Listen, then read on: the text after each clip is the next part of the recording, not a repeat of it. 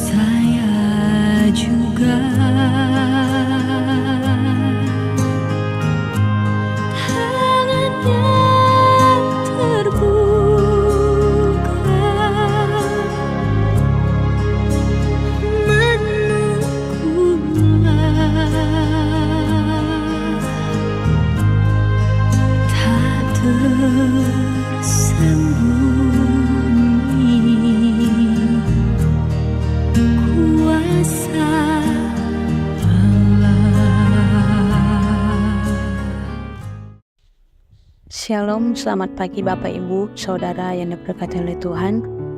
Kembali kita akan mengawali aktivitas kita dengan merenungkan kebenaran firman Tuhan yang terambil dari Mazmur pasal 23. Saya mengangkat satu tema yaitu gada dan tongkat.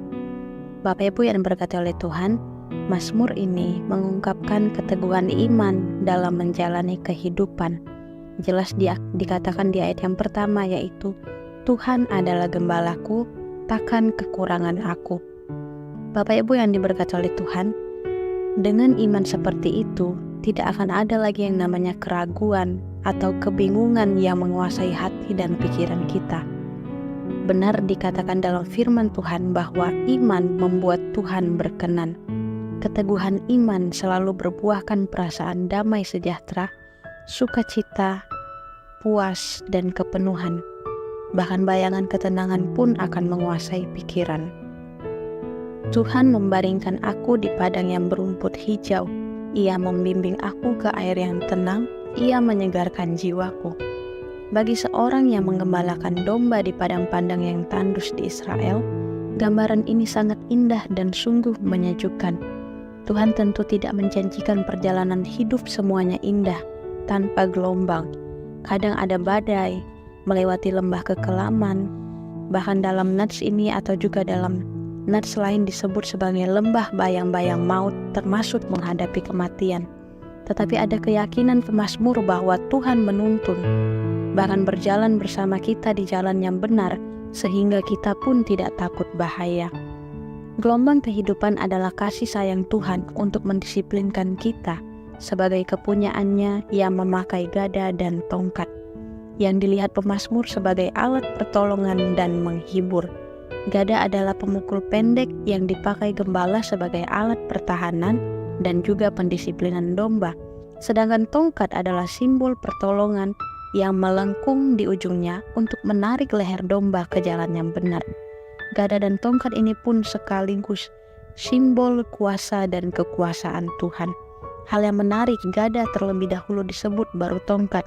Oleh karena itu, untuk memperoleh pertolongan Tuhan, kita perlu disiplin dan taat dalam kuasa serta penggembalaannya. Alkitab menjelaskan bahwa kekelaman atau bayang-bayang maut terjadi ketika kita jatuh. Jatuh dalam pergumulan berupa sakit yang berat, kondisi ekonomi yang sulit, anak atau keluarga sedang bermasalah, dan situasi ini sering mendorong iblis untuk membujuk kita agar kecewa terhadap Tuhan. Tetapi di sini pemazmur mengatakan bahwa ia tidak pernah ditinggalkan dan berkekurangan. Dikatakan engkau menyediakan hidangan bagiku di hadapan lawanku. Engkau mengurapi kepalaku dengan minyak, pialaku penuh melimpah. Sebuah penegasan kembali sebab Tuhan berkenan dan memenuhi semua kebutuhan. Ketika kita dalam lembah kekelaman termasuk menghadapi musuh. Gembala yang baik memang menyediakan segala keperluan dombanya. Puncak kerinduan setiap orang percaya adalah hidupnya selamat di dunia dengan penuh berkat, hikmat, dan keperluan tubuh serta jiwa. Bahkan selamat juga kelak di akhirat bertemu dengan Tuhan. Membayangkan hal itulah pemazmur mengungkapkan di ayat yang terakhir, kebajikan dan kemurahan belaka akan mengikuti aku seumur hidupku, dan aku akan diam dalam rumah Tuhan sepanjang masa. Bapak Ibu Saudara yang berkati oleh Tuhan, adakah sukacita hidup yang melebihi semuanya itu? Saya rasa tidak ada. Maka dari itu mari jalani hidup ini tidak hanya mengandalkan pikiran, tetapi mengikuti penuntun yang hidup, gembala yang baik, yaitu Yesus Kristus yang berkata, "Akulah gembala yang baik." Amin. Tuhan Yesus memberkati. Kita bersatu dalam doa. Terima kasih ya Tuhan, kami sungguh bersyukur. Kami memiliki Allah yang hebat, yang berkuasa seperti Engkau. Allah yang senantiasa, Allah yang setia menuntun setiap kehidupan kami. Dalam lembah kekelaman Engkau terus bersama-sama dengan kami. Bahkan kasih setia Tuhan boleh terus kami rasakan dalam kehidupan kami. Kami menyadari seringkali kami jatuh, seringkali kami merasa tidak layak di hadapan Tuhan.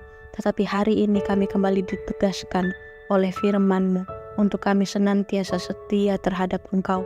Untuk kami senantiasa tidak mengandalkan pikiran kami saja, tidak mengandalkan kemampuan kami saja, tetapi kami dituntun untuk selalu mengandalkan kekuatan, kemampuan, kehebatan Tuhan. Terima kasih ya Tuhan, ajar kami untuk selalu setia, ajar kami untuk selalu memiliki iman yang teguh di dalam Tuhan. Bahkan kami rindu Tuhan senantiasa menuntun kehidupan kami, terkhusus sepanjang satu hari ini dalam kami melanjutkan, dalam kami melakukan, mengerjakan segala aktivitas, tugas tanggung jawab kami sepanjang satu hari ini. Terima kasih ya Bapa, tuntun hidup kami, sertai hidup kami, bahkan apapun yang menjadi kerinduan kami, biarlah semuanya penuh dengan campur tangan Tuhan saja.